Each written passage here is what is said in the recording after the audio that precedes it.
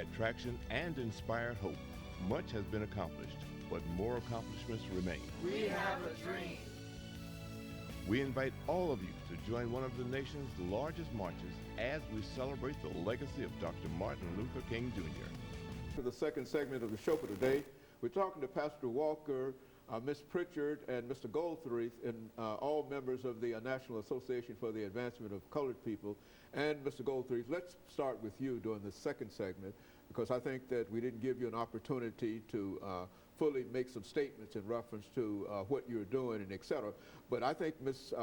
Pritchard has already indicated that being a young person, that there are other young people that are coming into the organization. But let's speak to you in reference to your experiences with the NAACP over the last 50 years, because you've been there a long time and you've got a lot of information that you can use in order to encourage other people to become involved. Well, 55 years ago, I was a young demonstrator, personated as a Fisk University student while I was 11 and 12 with John Lewis, and we went downtown, did integrations, and when I got to Pearl, 90% of the people there was members of the youth NAACP.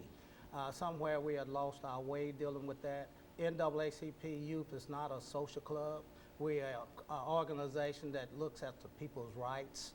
We follow the law. We do round tables. We're going to do several round tables where the children have the opportunity to be leaders. And the adults will supervise like what we do. We like to keep our eyes on the prize. The prize is taking our 5-year-olds all the way through the university to become nonviolent taxpaying citizens.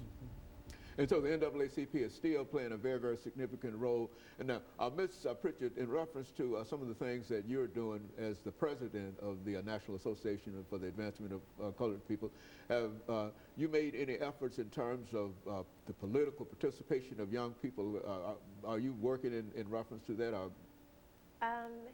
Mainly, it's right now getting a grasp, making sure all the members of the organization have a grasp of the political parties and the background behind the political parties and what the parties are doing in different aspects of our life and how it affects our life in terms of court rulings, laws that are placed into action and such forth. So.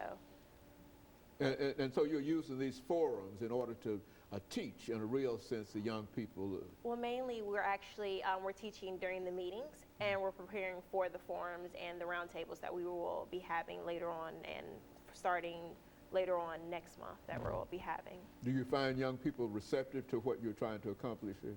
I believe they are. I think young people as a group, as a people, I think anybody can be respected for anything as long as they're paying attention and as long as they want and are willing to learn it. And so I know, especially with the young people that I'm working with as a young person, everybody's willing to learn. We all come there with the expectation that we're going to learn something new today, or that we're going to at least discuss and talk about things and further our knowledge on things to become better people. And so I think that youth, almost in a sense that sometimes we get a bad rap, I guess you can say, as not necessarily being willing to learn or to be cooperative or just be, I guess in a sense, socially acceptable. But we are, like the people that I work with on a daily basis, even when going to school, we're all there for a reason, and we're all there to further ourselves as people. So. And so, Pastor Walker, I think we're saying that young people in many instances are becoming more conscious of the fact of what the National Association for the Advancement of Colored People is doing, and et cetera. That's our goal, yeah,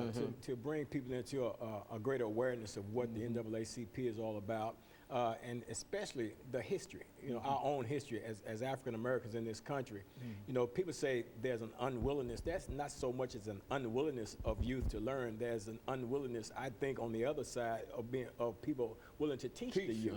So when you find somebody that's willing to teach the youth, you'll find also that the youth are hungry for the knowledge that's being taught, and they'll press in and they'll gain and acquire that knowledge. Because if we don't gain a knowledge of our past and where we come from, that has the whole saying say, we're condemned to repeat it, and we can't take that chance on repeating or allowing what we don't know to affect our current behavior. See, a lot of things that is happening is based upon what people really don't know, because we have a knowledge of ourselves. I think we would act differently based upon the knowledge that we have of ourselves. What do you think about that, Mr. Joe Goldthreath, in terms of older individuals dealing with young people and encouraging them to become active in the National Association for the Advancement of Colored People? You know, my opinion is very easy to say, that the older people dominated the younger people. 50 years ago, 55 years ago, when I was uptown demonstrating, the NAACP was pushing young people to get involved, to be able to stand up, to be nonviolent. Now, Dr. Arredondo asked me to serve as chair and bring back what used to be a organization that would support the inner city community and bring the young kids where they will be able to stand up like adults on their own ground. 50 years ago, you can see the photos that I have here, that young people was the final solution for the integration downtown in Nashville. There probably would not have been a civil rights movement in a real sense without the participation of young people who were willing to go and sit down and be abused and whatever. And so you're saying that it was a different character dealing with the young people at that time than it is today. Yes. That's what and you're trying to restore that responsibility that you think that they ought to have.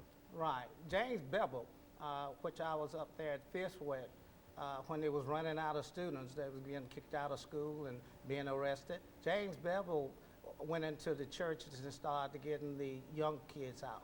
And then we went into the school and started getting them out. We put them in leadership roles where the parents and everybody was silenced. We put them where they could stand up for themselves. They took those roles and they went on to be great leaders now. As a matter of fact, some of the individuals that you're talking about now are the individuals that they call upon to make speeches when it comes time for Dr. Martin Luther King's participation and et cetera, et cetera. And so it's very, very important, you're saying, that our young people understand, and I think that's what you're saying too, Ms. Pritchard, that what you're trying to do is to make them much more aware of the legacy of the National Association for the Advancement of Colored People, and by becoming much more aware, then they can understand, and you don't have to make them go out and vote if they become aware of how important it is to vote. And I certainly appreciate everything that we're saying in reference to this. And we're going to take this second commercial break, and then we're going to come back and we'll have about 10 minutes to deal with some of the other issues. And we'll be back with our audience following this very, very short commercial break.